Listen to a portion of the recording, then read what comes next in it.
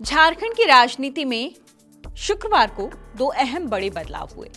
सूबे के पूर्व सीएम दिग्गज आदिवासी नेता चंपई सोरेन अपने बेटे बाबूलाल के साथ बीजेपी में शामिल हो गए।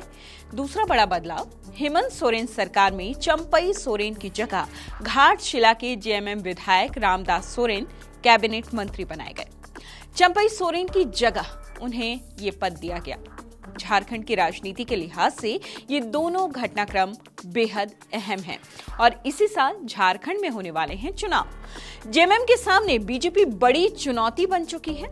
हेमंत सोरेन खुद विवादों में है।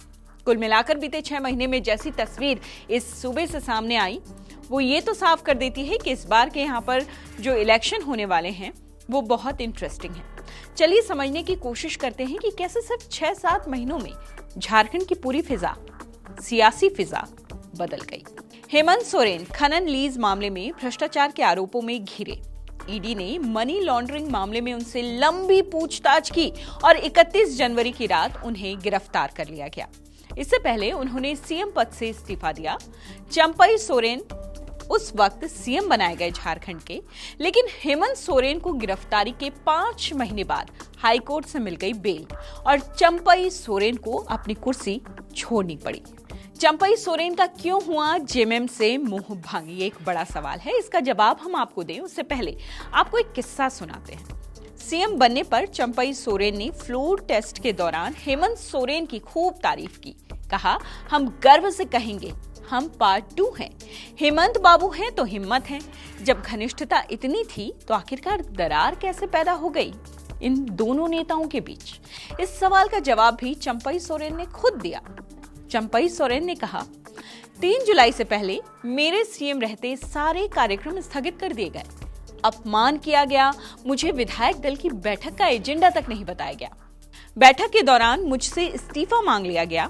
आत्मसम्मान पर चोट लगने से मैं भावुक हो गया। पिछले दशकों के अपने बेदाग राजनीतिक सफर में पहली बार भीतर से टूट गया।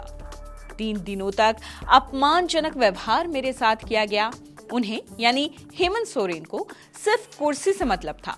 मुझे ऐसा लगा मानो उस पार्टी में मेरा कोई वजूद ही नहीं, कोई अस्तित्व ही नहीं। जिस पार्टी के लिए हमने अपना पूरा जीवन समर्पित कर दिया, इतने अपमान और तिरस्कार के बाद मैं वैकल्पिक राह तलाशने के लिए मजबूर हो गया। अब आता है 18 अगस्त। चंपई सोरेन एक्स पर एक पोस्ट करते हैं। इस पोस्ट में उन्होंने अपना दर्द बयां किया। चंपई सोरेन के इस पोस्ट के बाद सियासत में हलचल तेज हो गई। उनकी बगावत की खबरें आने लगी और इसी बीच चंपई सोरेन 21 अगस्त को दिल्ली पहुंचे। उनकी बीजेपी हाईकमान से मुलाकात की खबरें जोर पकड़ने लगी, लेकिन ऐसा कुछ हुआ नहीं। उन्होंने दिल्ली विजिट को अपनी पर्सनल विजिट बताया और अपना नया संगठन बनाने की बात कही। अब आता है 26 अगस्त। फिर से दिल्ली पहुंचे चंपई सोरेन। मुलाकात हुई बीजेपी हाईकमान से और उन्होंने बीजेपी में शामिल होने के ऐलान के साथ एक भावुक पोस्ट फिर से किया एक्स पर। 28 अगस्त को एक और पोस्ट किया गया।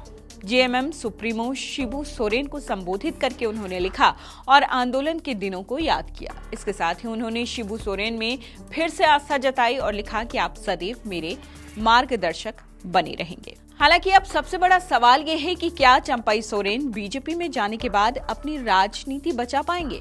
चंपई सोरेन झारखंड में राजनीतिक रूप से असरदार संथाल जनजाति के बड़े नेता हैं। चंपई सोरेन कोल्हान क्षेत्र से आते हैं और 2011 की जनगणना के मुताबिक कोल्हान से आदिवासी आबादी सबसे ज्यादा यानी करीब 42% है।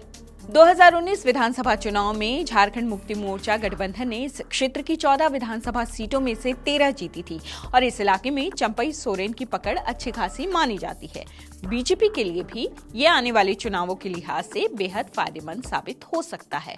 तो कुल मिलाकर देखना अब ये होगा कि आने वाले विधानसभा चुनाव में चंपई सोरेन की साख कितनी बची रहती है और चंपई सोरेन के बीजेपी में जाने से बीजेपी को वहां कितना फायदा होता है।